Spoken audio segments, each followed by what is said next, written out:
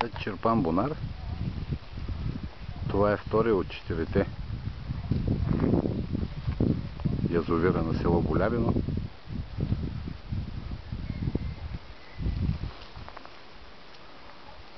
Частен язовир.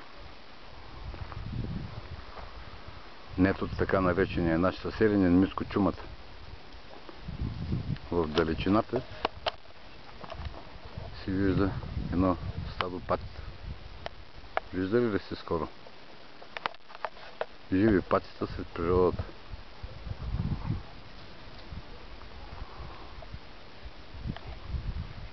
А тук край язовира виждате едно стадо живи крави.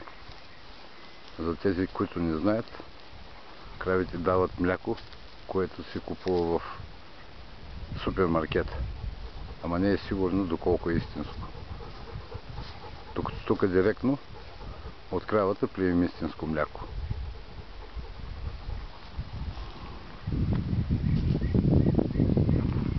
Това е язовира. Днес е неделя. Света Богородица по-старому. Преди малко една рибка скочи.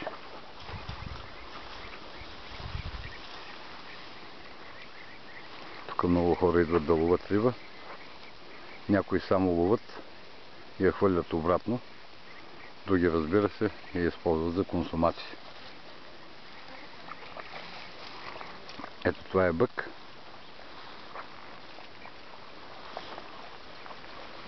Който използва водата за пиене. Предполагам, че той ни показва, че водата е наистина чиста. Със сигурност.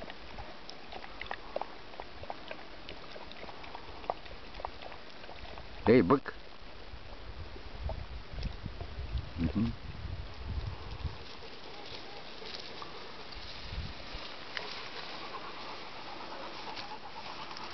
И така, това е язовира на Митко Чумата.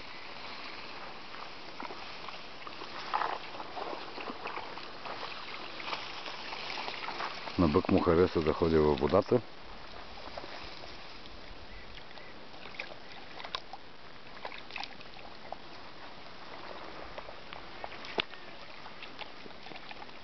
Язовира се намира на 1 км от село Болярино.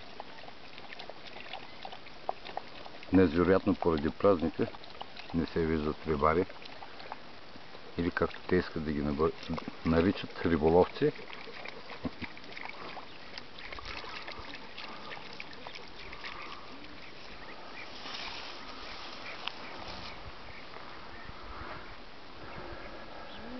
Така, това е истинската природа на село Болярино. Място, където озряват идеите и хората.